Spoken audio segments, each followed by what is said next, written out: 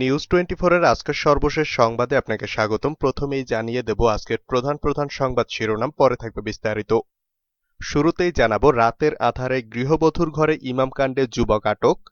এরপরে রয়েছে বিয়ের অনুষ্ঠান পণ্ড, 500 অতিথির খাবার গেল এতিমখানায়। এছাড়া জানাবো সান্ত্বনা দিতে আইভীর বাসায় শামীম ওসমান। এছাড়া থাকছে একসঙ্গে 3 ডোজ টিকা নিয়ে পর্যবেক্ষণে সৌদি প্রবাসী। এবং সবশেষে জানাবো ভীতি দূর করে টিকা নিতে হবে বললেন প্রধানমন্ত্রী শেখ হাসিনা। পুরো খবর পেতে ভিডিওটি শেষ পর্যন্ত দেখুন। সর্বশেষ সংবাদ পেতে চ্যানেলটি সাবস্ক্রাইব করুন। এবার বিস্তারিত। রাতের আধারে গৃহবধূর ঘরে ইমাম কাণ্ডে যুবক আটক। পাবনার ভাঙ্গুড়ায় রাতের আধারে গৃহবধূর ঘরে ইমাম কাণ্ডের ঘটনায় আরও একজনকে আইনশৃঙ্খলা অবনতির আশঙ্কায় আটক করেছে পুলিশ। তার নাম শহীদুল ইসলাম স্বপন। তবে স্বপনের পরিবারের দাবি, ওই ইমাম ও গৃহবধূকে আটকের পর সড়কে থাকা বৈদ্যুতিক খুঁটিতে বেঁধে রাখার ঘটনায় তাকে আটক করেছে পুলিশ। সোমবার রাতে উপজেলার সদর ইউনিয়নের ভবানীপুর গ্রাম থেকে তাকে আটক করা হয়। স্বপনের চাচা গুলজার হোসেন বলেন, গ্রামের এক গৃহবধূ ও ইমাম আটকের ঘটনায় এর আগে পুলিশ স্বপনকে জিজ্ঞাসাবাদ করেছে। পরে রাতে তাকে আটক করে নিয়ে যায়, কিন্তু কোনো অভিযোগে তাকে আটক করে নিয়ে যায় তা জানি না। তবে স্বপন ওই ঘটনার প্রত্যক্ষদর্শী মাত্র। সে ওই গৃহবধূকে বেঁধে রাখার ঘটনার সঙ্গে জড়িত নয় বলে দাবি করেন তার চাচা।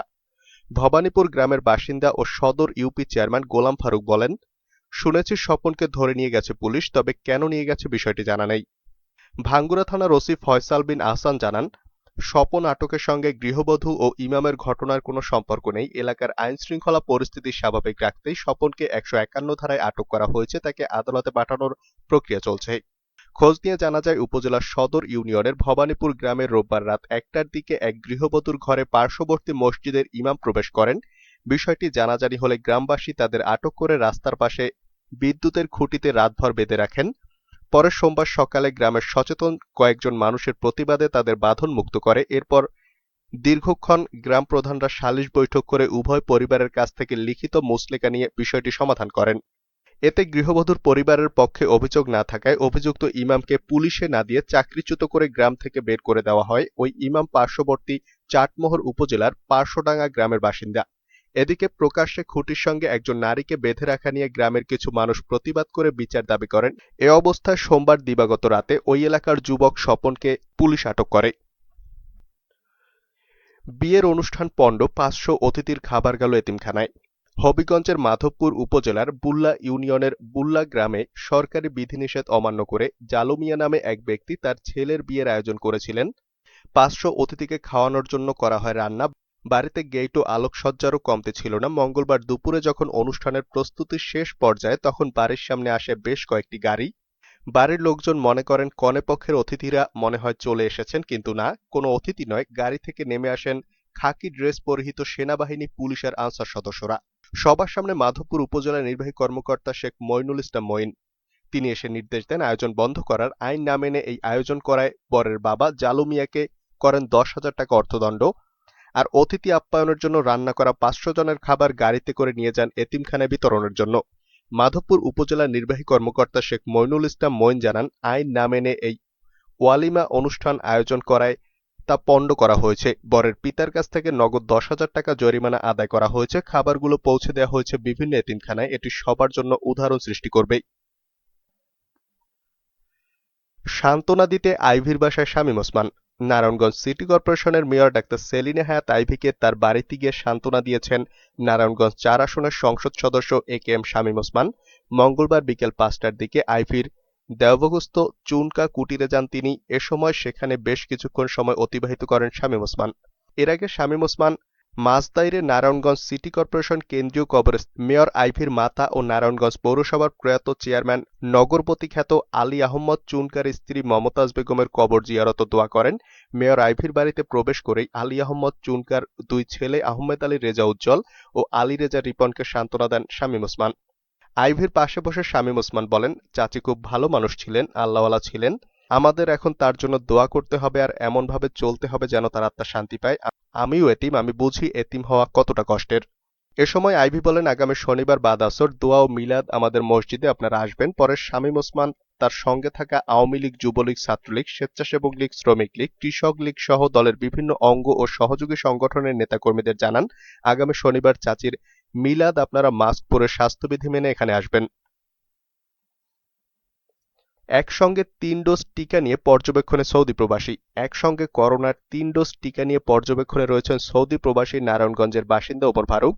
সৌদি আরবে যাওয়ার আগে করোনার টিকা নিতে সোমবার রাজধানীর বঙ্গবন্ধু শেখ মুজিব মেডিকেল বিশ্ববিদ্যালয়ে আসেন তিনি। না বুঝেই ৩টি বুথ থেকে ৩ ডোজ টিকা নেন এ প্রবাসী। একজন ব্যক্তি ৩ ডোজ টিকা কিভাবে নিলেন সেই ব্যাখ্যা নেই হাসপাতাল কর্তৃপক্ষের কাছে, তবে তারা বলেছেন ৩ ডোজ টিকা নেয়া ওমর ফারুক বর্তমানে পর্যবেক্ষণে আছেন। বাড়তি টিকা নেয়ার কারণে কোনো ধরনের পার্শ্ব প্রতিক্রিয়া এখনো দেখা দেয়নি। এ বিষয়ে গণমাধ্যমে ওমর ফারুক বলেন, আমি যখন টিকা কেন্দ্রে ঢুকলাম তখন আমাকে একজন বলল ডান সাইডের কর্নারে যেতে। ওইখানে যখন টিকা দেওয়া শেষ হলো জিজ্ঞেস করলাম কোথায় যাব, উনি বলল সামনের দিকে। সামনে আসলাম, ওইখানেও একটা টিকা দিল। ওনাকে জিজ্ঞেস করলাম কোথায় যাব, উনিও বলল সামনের দিকে যেতে। সামনে আসলাম, আর কিছু জিজ্ঞেস করি নাই, আর একটা টিকা দিয়ে দিছে। মোট ৩বার টিকা দিয়েছে। বাইরে এসে যখন বাকিদের জিজ্ঞেস করলাম আপনারা কয়বার টিকা দিয়েছে, ওনারা বলল একবার টিকা দিয়েছে। এ বিষয়ে বঙ্গবন্ধু মেডিকেল বিশ্ববিদ্যালয়ের উপাচার্য অধ্যাপক ডাক্তার শারফুদ্দিন আহমেদ গণমাধ্যমকে বলেন, বিষয়টি খতিয়ে দেখা হবে। এটি বড় ধরনের ভুল হয়েছে। ৩ ডোজ টিকা দেওয়া ব্যক্তিকে পর্যবেক্ষণে রাখতে হবে। ৩ ডোজ টিকা নেয়ার কিন্তু কোনো নিয়ম নাই এবং একটা ডোজ টিকা নিয়ে ২১ দিনের মধ্যে নেওয়ার নিয়ম নাই। ভীতি দূর করে টিকা নিতে হবে বললেন প্রধানমন্ত্রী শেখ হাসিনা। প্রধানমন্ত্রী শেখ হাসিনা স্বেচ্ছাসেবক লীগের নেতাকর্মীদের করোনা রোগীদের পাশে দাঁড়ানোর মাধ্যমে আর্তমানবতার সেবায় আরও বেশি এগিয়ে আসার আহ্বান জানিয়ে বলেছেন, করোনা টেস্ট নিয়ে গ্রামীণ জনগণের মনে যে ভীতি সেটা দূর করতে হবে এবং টিকা প্রদানে উৎসাহিত করতে কাজ করতে হবে। টেস্ট করলে তার যে চিকিৎসাটা হবে সে যে ভালো হবে, সে অন্য কাউকে সংক্রমিত করবে না এবং নিজে বাঁচবে, অন্যকেও বাঁচাবে, এই ধারণাটা মানুষের মধ্যে দিতে হবে। আজ মঙ্গলবার বিকেলে বাংলাদেশ আওয়ামী স্বেচ্ছাসেবক লীগের ৭২তম প্রতিষ্ঠা বার্ষিকী উপলক্ষে আয়োজিত আলোচনা সভায় প্রধান অতিথির ভাষণে তিনি কথা বলেন। তিনি গণভবন থেকে ভিডিও কনফারেন্সের মাধ্যমে ২৩ বঙ্গবন্ধু এভিনিউস্থ আওয়ামী লীগের কেন্দ্রীয় কার্যালয়ে আয়োজিত মূল অনুষ্ঠানে ভার্চুয়ালি অংশগ্রহণ করেন। ভিকারুননিসা অধ্যক্ষ লেডি সন্ত্রাসী, তার অপসারণ দরকার দাবি মির্জা ফখরুলের। অবিলম্বে ভিকারুননিসা নুন স্কুল অ্যান্ড কলেজের প্রিন্সিপালকে অপসারণ করে ন্যায়নিষ্ঠ, ভদ্র, আদর্শবান, সৎ, নির্ভীক ও নির্দলীয় শিক্ষককে প্রিন্সিপাল হিসেবে নিয়োগ দেওয়ার আহ্বান জানিয়েছে বিএনপি। আজ মঙ্গলবার গণমাধ্যমে পাঠানো এক বিবৃতিতে দলটির মহাসচিব মির্জা ফখরুল ইসলাম আলমগীর এই দাবি জানান। বিবৃতিতে বিএনপি মহাসচিব বলেন, ভিকারুননিসা নুন স্কুল এবং কলেজ দেশের অন্যতম সেরা শিক্ষা প্রতিষ্ঠান। এই প্রতিষ্ঠানে অতীতে স্বনামধন্য যোগ্য শিক্ষকরাই দায়িত্ব পালন এবং দেশের অন্যতম সেরা শিক্ষা প্রতিষ্ঠানে পরিণত করেছেন। কিন্তু দুর্ভাগ্য, বর্তমান সরকারের আমলে শুরু থেকেই ক্রমাগত নির্লজ্জ দলীয়করণ, ভর্তি বাণিজ্য, অনিয়ম, দুর্নীতি ইত্যাদির মাধ্যমে প্রতিষ্ঠানের মান মর্যাদা ধূলিসাৎ করে ধ্বংসের দ্বারপ্রান্তে নিয়ে যাওয়া হয়েছে। তিনি অভিযোগ করেন, প্রতিষ্ঠানটির প্রিন্সিপালের মতো দায়িত্বশীল পদে ক্ষমতাসীন দলের সন্ত্রাসী ক্যাডার নিয়োগ দেওয়া হয়েছে। প্রকাশিত ফোনালাপেই বোঝা যায় কি তার পরিচয়, কি তার চরিত্র। এরা শিক্ষক নামের কলঙ্ক। এই দলবাজ সন্ত্রাসী মহিলা, যিনি কথায় কথায় ক্ষমতার দাপটে অস্ত্র ও লীগ নামধারী সন্ত্রাসী বাহিনীর হুমকি দেয়, প্রকাশের অনুপযোগী অশ্রাব্য অশালীন ভাষা ব্যবহার করেন, তার হাতে শিক্ষা, শিক্ষক, শিক্ষিকা, ছাত্রী, অভিভাবক সহ কেউই নিরাপদ নয়। দলবাজ সরকার দলীয় আধিপত্য বিস্তার ও বজায় রাখতে লেডি সন্ত্রাসী বসিয়ে এই স্বনামধন্য শিক্ষা প্রতিষ্ঠানকে ধ্বংস ও ক্ষমতাসীন দলের আজ্ঞাবহ প্রতিষ্ঠানে পরিণত করতে চায়। ভোটারবিহীন সরকারের চরিত্র, ভাষা, ব্যবহার যে ধরনের, তাদের পছন্দের ব্যক্তিরাও একই ধরনের হবে, এটাই স্বাভাবিক। বিবৃতিতে মির্জা ফখরুল ইসলাম আলমগীর বলেন, দেশের প্রায় সব শিক্ষা প্রতিষ্ঠানে একই অবস্থা। পাবলিক বিশ্ববিদ্যালয় সমূহে দলীয় অনুগত, এমনকি নৈতিক স্খলন ও দুর্নীতির দায়ে অভিযুক্তদেরকে ভিসি বা শিক্ষক হিসাবে নিয়োগ দিয়ে শিক্ষার মর্যাদা ও শিক্ষা ব্যবস্থা ধ্বংস করা হচ্ছে। বিবৃতিতে বিএনপি মহাসচিব অবিলম্বে ভিকারুননিসা নুন স্কুল অ্যান্ড কলেজের দলবাজ সন্ত্রাসী প্রিন্সিপালকে অপসারণপূর্বক ন্যায়নিষ্ঠা, ভদ্র, আদর্শবান, সৎ, নির্ভীক ও নির্দলীয় শিক্ষককে প্রিন্সিপাল হিসাবে নিয়োগ দেওয়ার আহ্বান জানান। অ্যামনেস্টির বক্তব্য প্রত্যাখ্যান করলেন তথ্যমন্ত্রী। ডিজিটাল নিরাপত্তা আইন নিয়ে অ্যামনেস্টি ইন্টারন্যাশনালের বক্তব্য উদ্দেশ্যপ্রণোদিত উল্লেখ করে তা প্রত্যাখ্যান করেছেন তথ্য সম্প্রচার মন্ত্রী হাসান মাহমুদ। মঙ্গলবার দুপুরে মন্ত্রী ঢাকায় তার সরকারি বাসভবনে বাংলাদেশ ডিজিটাল নিরাপত্তা আইনের প্রয়োগ বিষয়ে সংস্থাটির সাম্প্রতিক প্রতিবেদন বিষয়ে সাংবাদিকদের প্রশ্নের জবাবে একথা বলেন। আজ মন্ত্রী দপ্তর থেকে পাঠানো এক প্রেস বিজ্ঞপ্তিতে এসব কথা বলা হয়। গতকাল সোমবার আন্তর্জাতিক মানবাধিকার সংস্থা অ্যামনেস্টি ইন্টারন্যাশনাল আয়োজিত এক ওয়েবিনারে বক্তারা বলেন, বাংলাদেশের ডিজিটাল নিরাপত্তা আইনের মাধ্যমে মত প্রকাশের স্বাধীনতাকে সংকুচিত করা হয়েছে। 2018 সালে প্রণীত এই আইন বিভিন্ন পেশার মানুষের মধ্যে ভীতির সঞ্চার করেছে। মানুষ সাধারণভাবে ও অনলাইনে মত প্রকাশ করতে গিয়ে ধাক্কা খাচ্ছেন। অ্যামনেস্টি ইন্টারন্যাশনাল ধারাবাহিকভাবে বাংলাদেশ এবং এদেশের সরকারের বিরুদ্ধে নানা বক্তব্য বিবৃতি দিয়ে আসছে উল্লেখ করে তথ্যমন্ত্রী বলেন, অ্যামনেস্টি ইন্টারন্যাশনাল সময়ে সময়ে সরব আবার অনেক সময় প্রচণ্ড নীরব থাকে।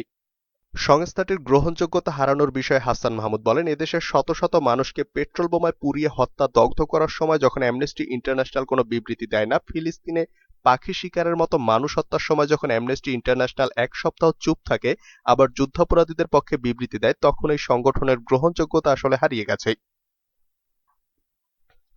চান্দিনায় মাদ্রাসা ছাত্রীকে 2 দিন আটকে রেখে ধর্ষণ করল ইমাম। কুমিল্লার চান্দিনায় 13 বছর বয়সী এক মাদ্রাসা ছাত্রীকে 2 দিন আটকে রেখে ধর্ষণ করেছে আবুল বাশার নামে এক মসজিদের ইমাম। এ ঘটনায় গতকাল সোমবার চান্দিনা থানায় ধর্ষণ মামলা করেছেন ওই ছাত্রীর বাবা। অভিযুক্ত আবুল বাশার উপজেলার বাতাঘাসী ইউনিয়নের শবদলপুর গ্রামের মুন্সিবাড়ির মৃত মোতালেব মুন্সির ছেলে। তিনি সুহিলপুর ইউনিয়নের তীরচর নয়াবাড়ি মসজিদের ইমাম। জানা যায়, ওই মাদ্রাসা ছাত্রীকে প্রাইভেট পড়ানোর সময় গত 22 জুলাই ফুসলিয়ে অজ্ঞাত স্থানে নিয়ে যায় আবুল বাশার। বিভিন্ন স্থানে খোঁজাখুঁজি করে না পেয়ে পরের দিন থানায় একটি অভিযোগ দায়ের করে ছাত্রীর পরিবার। টানা 2 দিন অজ্ঞাত স্থানে মেয়েটিকে আটকে রেখে ধর্ষণ করে আবুল বাশার। এক পর্যায়ে মেয়েটি অসুস্থ হয়ে পড়লে 2 দিন পর গত 24 জুলাই আবুল বাশার তার ভাই আবু ইউসুফকে খবর দিয়ে তার হাতে মেয়েটিকে তুলে দিয়ে পালিয়ে যান। স্থানীয়দের সহযোগিতায় অসুস্থ অবস্থায় মেয়েটিকে চান্দিনা উপজেলা স্বাস্থ্য কমপ্লেক্সে নিয়ে গেলে কর্তব্যরত ডাক্তারের পরামর্শে কুমিল্লার ওয়ান স্টপ ক্রাইসিস সেন্টারে ভর্তি করা হয়। চান্দিনা থানার ওসি শামসুদ্দিন মোহাম্মদ ইলিয়াস জানান, এই ঘটনায় থানায় মামলা হয়েছে, আসামি গ্রেফতারের চেষ্টা চলছে। থানায় কর্মরত অবস্থায় মারা গেলেন এসআই জাহাঙ্গীর। কিশোরগঞ্জের কটিয়াদি মডেল থানার এসআই জাহাঙ্গীর আলম কর্মরত অবস্থায় হৃদরোগে আক্রান্ত হয়ে মৃত্যুবরণ করেছেন। মঙ্গলবার দুপুর 1:45টার দিকে কিশোরগঞ্জ শহীদ সৈয়দ নজরুল ইসলাম মেডিকেল কলেজ হাসপাতালে চিকিৎসাধীন অবস্থায় তার মৃত্যু হয়। এসআই জাহাঙ্গীর আলম গাজীপুর জেলার শ্রীপুর উপজেলার তাঁতিসুধা গ্রামের মৃত কিতাব আলীর পুত্র। জানা যায়, মঙ্গলবার বেলা 11টার দিকে এসআই জাহাঙ্গীরের বুকে প্রচণ্ড ব্যথা অনুভব করলে তাকে কটিয়াদি উপজেলা স্বাস্থ্য কমপ্লেক্সে নিয়ে যাওয়া হয়। স্বাস্থ্য কমপ্লেক্সে নেয়ার পর তার অবস্থার অবনতি ঘটলে কিশোরগঞ্জ শহীদ সৈয়দ নজরুল ইসলাম মেডিকেল কলেজ হাসপাতালে নিয়ে ভর্তি করা হয়। চিকিৎসাধীন অবস্থায় দুপুর 1:45টার দিকে তার মৃত্যু হয়।